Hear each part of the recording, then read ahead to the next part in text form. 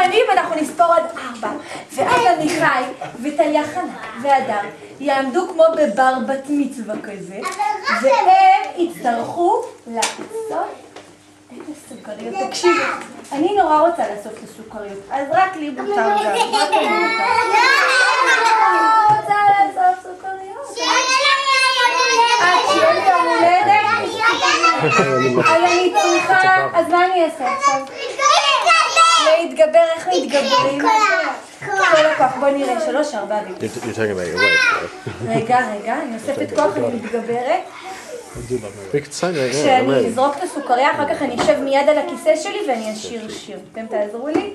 להתגבר, נראה מי נצליח. איך הוא חורק קצת הדר, טליה ויויכה, אני רואה שרוצים לצלם אתכם, בסדר? מתאים שם. מוכנים? 1, 2, 3, 4, 5.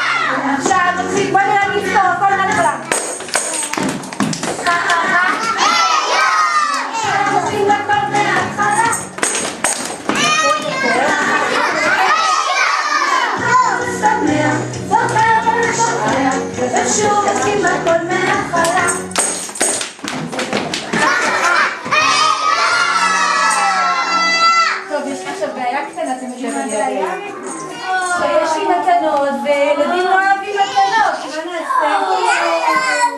אתם אוהבים מתנות? כן. בטוח? אז אין בעיה, איזה מזל. אז טליה הולכת לעצום עיניים על אימא, והדר הולכת לעצום עיניים על אימא, ומיכאל הולכת לעצום עיניים על אימא, ועבוד נגיד לי, יש לכם תפקיד תכף, לא זנחתי אתכם, אוקיי? עכשיו רק אני צריכה לכם לעבוד לזה שלא מתגלגל. רגע. אבא? נכון?